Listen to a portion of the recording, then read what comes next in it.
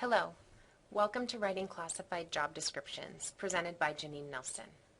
We have had a number of requests for training covering the ins and outs of writing a classified job description, and I'm here to give you those tips and tricks today.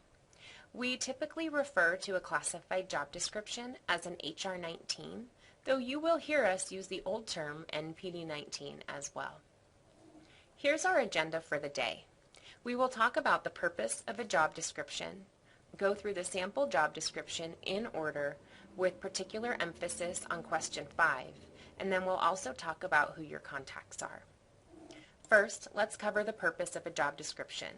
We use the classified job description to classify positions and to articulate the relative value of a position among a group of others. The HR-19 serves as the base document to drive essential functions, work performance standards, and performance expectations, and eventually for the performance appraisal. It is important that all 4 of those documents are aligned. The HR-19 is also a tool in the recruitment process. It serves as a basis for the job announcement, identifies additional selective criteria, and helps to identify knowledge, skills, and abilities. Next, we'll go through the classified job description form from the beginning. Right now, you're looking at the cover page. At the BCN campuses, you will still use this cover page, and we ask you to fill out the form in its entirety. At UNR, this information will now be submitted through Team Dynamics. Basically, the cover page has the information that will eventually go into Workday when we finalize the classification action. We are under obligation by the state of Nevada to collect an employee's signature if a position is filled. At the BCN campuses, we will collect all signatures either in hard copy or by email or DocuSign. At the University of Nevada, Reno, all signatures and approvals will be within Team Dynamic. Now let's take a look at the actual job description questions.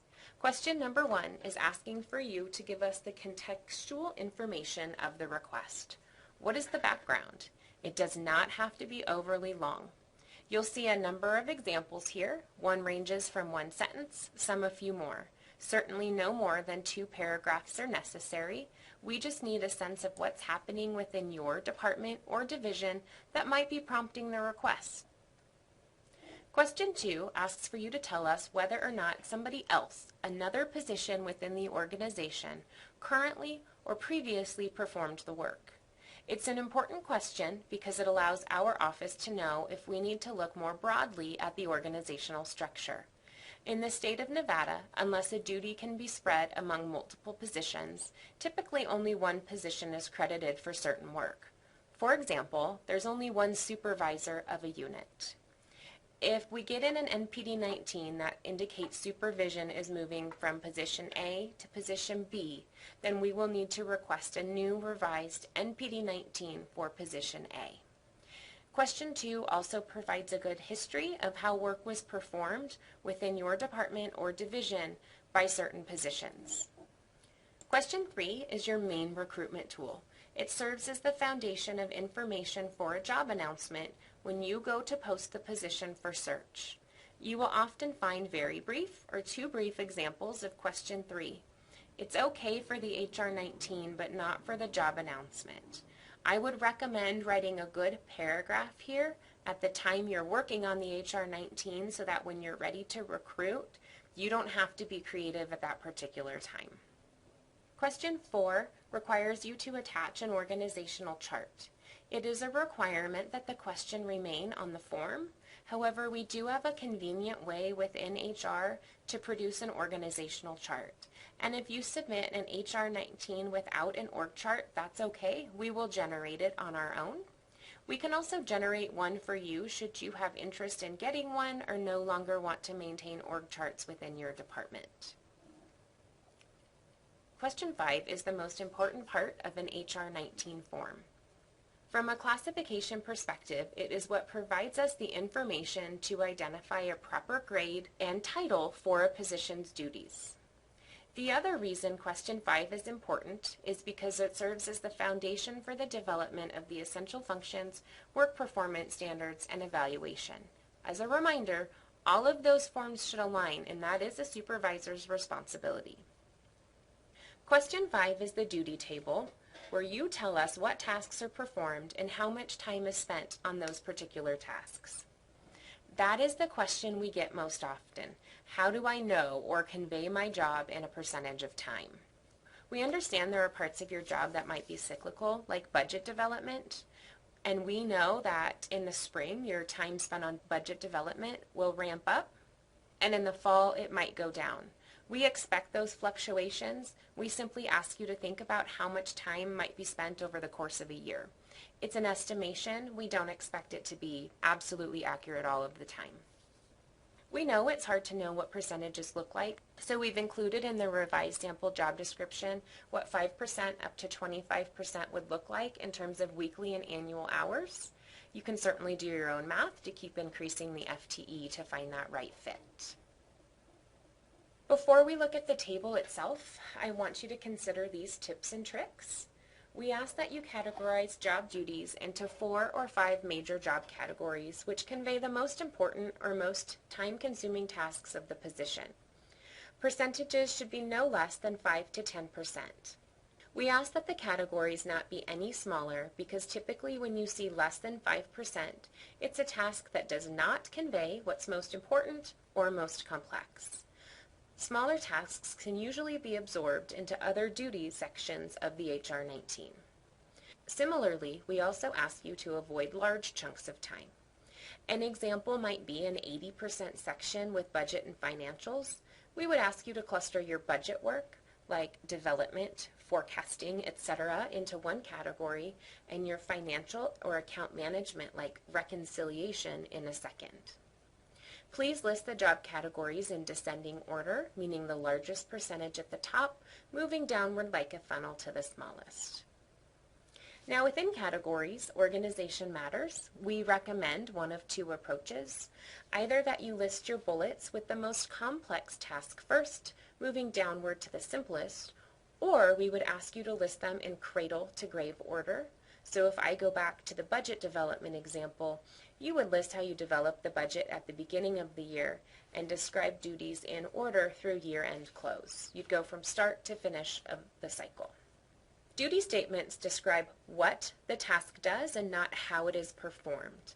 The work performance standards translate the what from the HR-19 into the how duties are to be performed for evaluation purposes. We should not see any work performance standard language in an HR-19. The duties also need to be presented with clear outcomes. Here's an example of something we received with too little specificity. Stay abreast of trends in the field. There's really not a quantifiable outcome here. As an employee or as a supervisor, it's difficult to visualize what tasks or what performance will come out of that duty item. Here's a way to rewrite the statement: attend conferences, research strategies, and implement new concepts. It makes it clear that the professional level classified position is expected to attend conferences, bring back new information, present and implement new information and processes. Both parties must be clear about the outcome of a duty or a task. Now on your screen, you'll see a good and bad example of a job duty. In Duty 1, we've been given too little information. Sometimes we only get a header, and that is not sufficient information for us to classify a job or to convey an outcome to an employee. We will ask you to go back and write more if we receive something like that. In line item 2, you'll see an example with greater detail, where it tells us what is meant by fiscal officer for the department. You are free to write duties in paragraph or bullet form, whichever you prefer, but it must be sufficient information to classify a job, and it must be clear to both an employee and supervisor what is expected of the task. What is the outcome?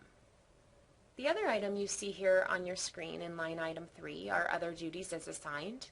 We often see other duties as assigned ranging from 5 to 10%, and we would encourage you to leave some room for flexibility in your job description for these types of duties.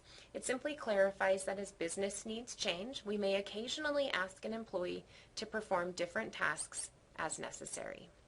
If you're not sure how to write a duty item, that's okay. You can always ask questions of your HR contacts within your campus HR office, or if you're UNR within your division or department, and we're certainly available for questions as well after you've had initial communication at the department or campus level. Now for what not to do. First, we are not looking for a laundry list of job duties. We're asking for you to provide us with a listing of the most meaningful or important tasks. For example, my position is not a receptionist position, but I am expected to answer the phone. I would not expect to see answer the phone in my job description. It's not the primary or most important task. But if my position were a main office receptionist, I would certainly expect to see it in my job description. We also ask you not to add duties to the HR-19 that are expected of every single employee. For example, we wouldn't expect to see attend meetings because we expect that of everybody.